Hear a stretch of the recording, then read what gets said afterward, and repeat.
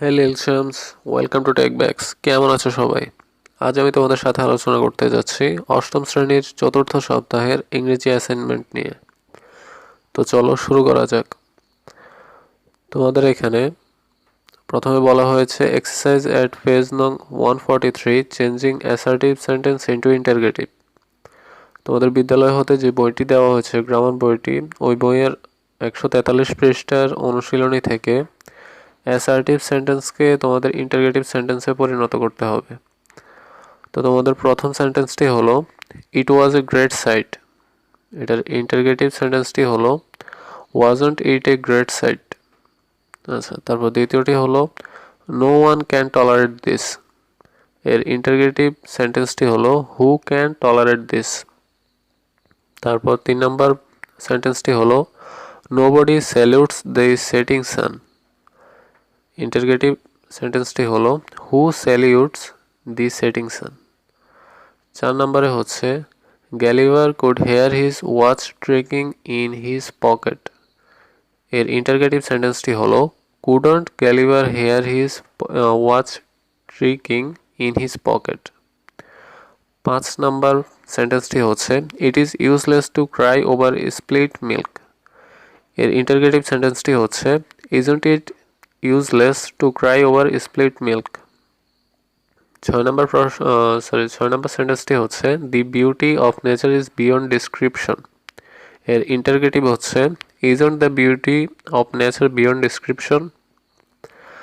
7 নম্বর সেন্টেন্সটি হচ্ছে everybody has heard of Darwin. এর ইন্টারগেটিভ রূপ হচ্ছে who has not heard of Darwin. 8 নম্বর সেন্টেন্সটি হচ্ছে he has his dinner at 7 every evening. এর ইন্টারগেটিভ সেন্টেন্সটি হচ্ছে hasn't he his dinner at 7 every evening. 9 নম্বর সেন্টেন্সটি হচ্ছে I told him to practice regularly. এর ইন্টারগেটিভ হচ্ছে didn't I tell him to practice regularly.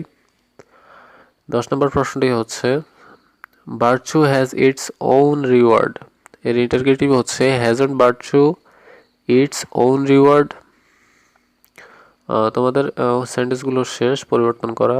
এরপরে তোমাদের প্রশ্ন হচ্ছে suppose you visited a place last year, describe that place answering the following questions. 1 নম্বর প্রশ্নটি হচ্ছে হোয়ার ডিড ইউ ভিজিট। 2 নম্বর প্রশ্ন হচ্ছে why did you go there. How did you go there. Who accompanied you. Did you like the place. Why not. এখানে বলা হয়েছে মনে করো তুমি গত বছর যে কোনো একটি জায়গায় বেড়াতে গিয়েছো বা ভ্রমণ করতে গিয়েছো। Describe that place answering the following question. প্রশ্নগুলোর উত্তর দেওয়ার মাধ্যমে ওই জায়গার বর্ণনা দাও। এখানে প্রথমে বলা হয়েছে তুমি কোথায় ভ্রমণ করেছো, তুমি কেন সেখানে গিয়েছো, হাউ ডিড ইউ গো দেয়ার, তুমি কিভাবে সেখানে গিয়েছো। এভাবে তোমরা প্রশ্নগুলোর উত্তর দেওয়ার মাধ্যমে একটি প্যারাগ্রাফ লিখবে। তো এখানে আমি আমার নিজের মতো করে লিখেছি, তোমরা চাইলে তোমাদের মতো করে লিখতে পারো যদি তোমরা এইভাবে ভ্রমণ করে থাকো। আচ্ছা, আমি শুরু করছি। A historical place I visited. Historical places symbolize the ancient relics, culture and tradition of a nation. They represent the age-old memories. People can get acquainted with their own culture and tradition visiting these places. They are always attractive. I am much interested to visit the historical place with my own eyes whenever I get chance. I visit these historical places.